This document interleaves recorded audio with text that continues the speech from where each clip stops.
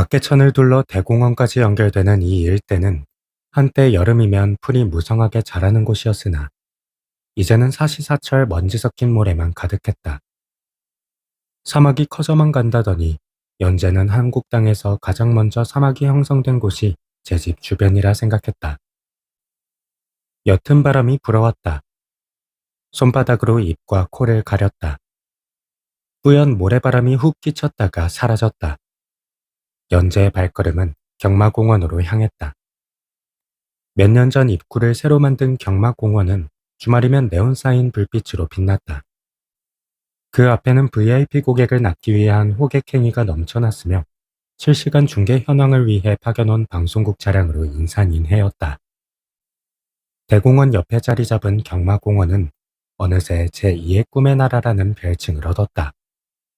오롯이 어른들을 위한 월드였다. 죽었던 경마장의 열기가 다시 살아난 것은 새로운 기수가 등장하면서부터였다. 그 기수는 어찌나 대단한지 낙마해도 죽거나 다치는 일이 없었다. 파손이 심할 경우 폐기되기는 했지만 어쨌든 기수가 죽음으로부터 자유로워지니 말의 속도도 점점 빨라졌다. 레이싱 같은 속도의 쾌감에 사람들은 다시 빠져들었고 점점 베팅금에 거액의 전자화폐가 걸리면서 로또보다 더 크게 한탕하려는 사람들이 등장했다. 이런 입소문을 타고 너도 나도 인생 2막을 꿈꾸며 경마공원에 발을 들였다. 이 주변 상권은 경마장이 전부 살렸다. 연재의 집만 해도 당장 오늘 내일 하던 가게였으나 경마장이 다시 활성화되면서 경마가 열리는 일요일 딱 하루에 일주일벌이를 몰아서 벌고 있었다. 하지만 그렇다고 해서 입에 풀칠이나 하던 생계가 드라마틱하게 나아진 것도 아니었다. 딱 일주일이 지나면 떨어질 돈이었다. 연재는 아르바이트에서 잘렸다는 사실을 다시 상기했다. 조금만 덜 근면성실하고 겁이 없었으면 경마에 돈을 걸어보는 건데 그 주위를 맴돌다 자라면서 보게 된 건 억만장자가 되어 나가는 이들보다 그나마 있던 돈까지 죄다 잃고 쫓기듯 나오는 이들이 더 많다는 현실이었다. 북문 매표소는 뼈대만 남고 침식된 유적처럼 서 있었다. 급변해 가는 경마장에서도 혼자만 고고하게 세월을 지키는 터줏대감 같았다. 쓰지 않는 매표소는 보안관의 은밀한 쉼터로 이용됐다. 굳게 닫힌 철문을 흔들던 연재가 방향을 틀어 매표소로 향했다. 그러고는 뻑뻑한 창문을 있는 힘껏 밀어 젖혔다. 매표소 안에서 이불을 깔고 단잠에 빠져있던 다영이 상체를 벌떡 일으켰다. 태생적으로 강력한 곱슬머리가 꽉 묶은 고무줄을 비집고 튀어나왔다. 곱슬머리는 놀란 다영의 얼굴을 극대화해주는 것 같았다. 꿈에서 정신이 돌아오길 기다리며 큰 눈을 부릅뜨고 허공을 바라보던 다영은 곧 창문을 연 사람이 연재라는 걸 알고는 해실해실 웃었다. 매표소 밖으로 나온 다영이 머리를 묶으며 물었다. 이 시간에 무슨 일이야? 연재는 그런 다영의 행태가 참 뻔뻔하다고 느꼈고 또 자신의 실직을 구태여 말하고 싶지도 않아 본론부터 꺼냈다.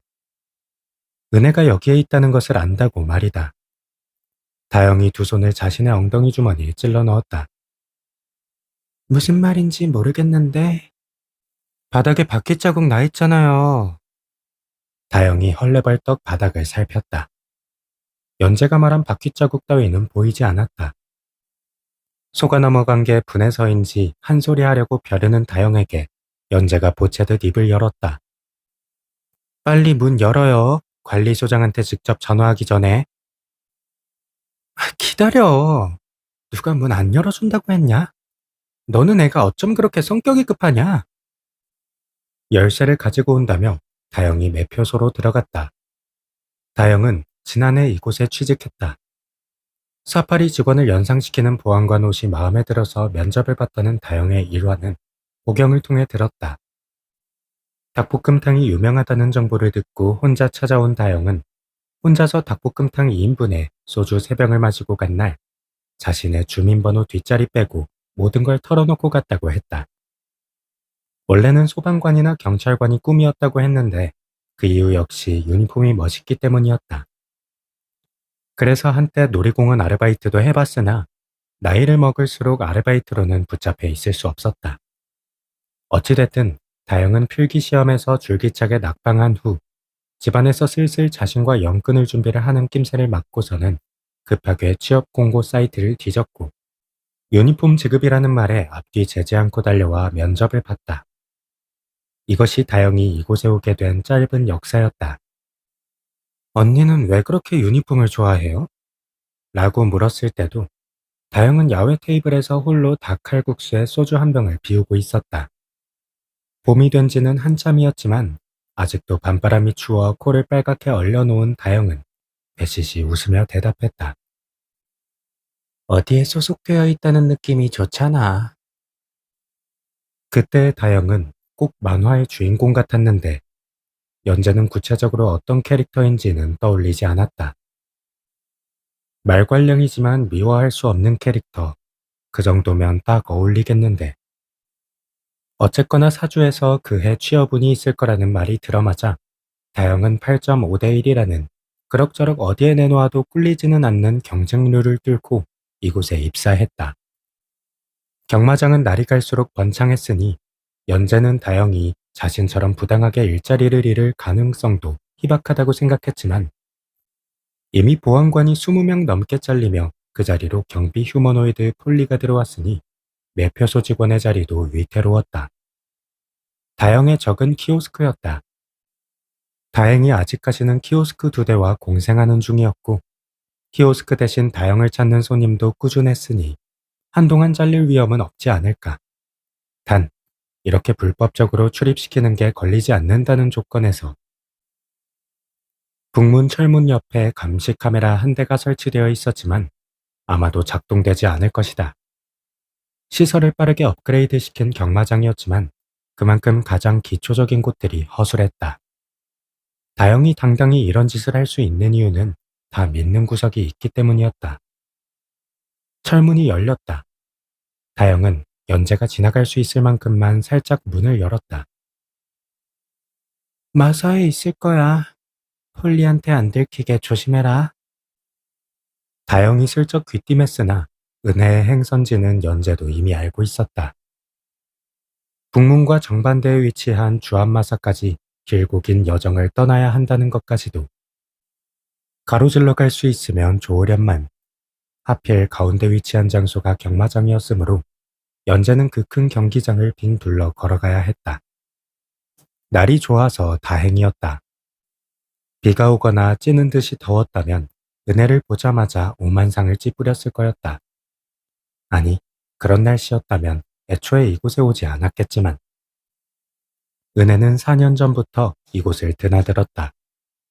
새로운 기수 도입을 앞둔 시점이었으며 방송을 통해 대대적인 경마 시스템 개편과 새로운 개장을 홍보했을 즈음이었다.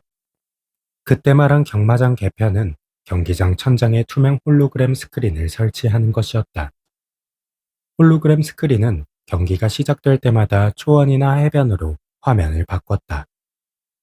이는 보는 사람에게나 달리는 말에게나 시각적 흥분을 일으켰다.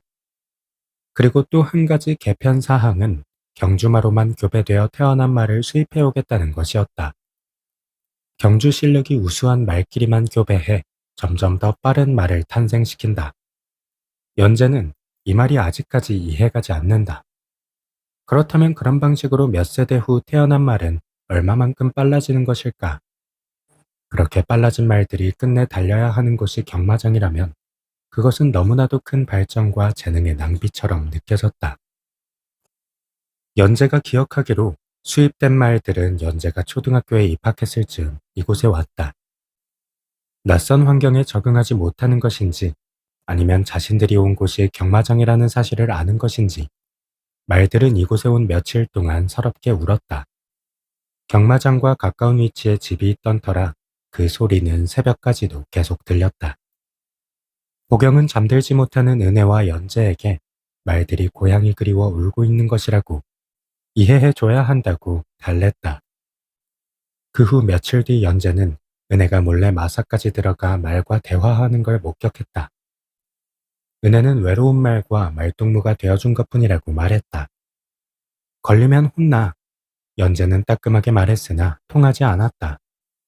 모든 것은 상황이 맞아야 이루어진다고 은혜의 마사 출입은 시도 때도 없이 문을 열어주는 북문보안관 다영과 그런 은혜가 오기를 기다리며 말 사료를 쌓아놓는 마사 관리인 민주가 있기에 가능한 일이었다. 마사 정문이 비스듬히 열려 있었다. 연재가 주변을 둘러보며 아무도 없다는 걸 확인한 후 안으로 들어섰다. 마사 관리는 그 어느 곳보다 중요했다. 초원지대에서 뛰놀아야 하는 말들에게 이곳은 감옥이나 마찬가지였으므로 마사는 경마공원의 어느 곳보다 채광과 배수가 좋았고 목초지에 인접해 있었다. 매일같이 갈아놓은 평평한 흙바닥에서 말의 배설물 냄새가 전혀 나지 않는 것만 봐도 마사의 손길이 얼마나 많이 닿고 있는지 알 수 있었다. 하지만 연재가 생각하기에 아무리 철저하게 관리한다고 해도 마사는 말들에게 감옥일 뿐이었다. 긴 복도를 따라 말 한 마리가 들어갈 수 있을 만큼의 마방이 교도소의 방처럼 늘어서 있었다. 좌우로 5발자국씩 이동할 수 있는 사면이 콘크리트로 된 공간이었다. 여기 말들이 갇혀 있는 것 같아요. 연재가 말했을 때 민주는 애써 항변하듯 입을 열었다.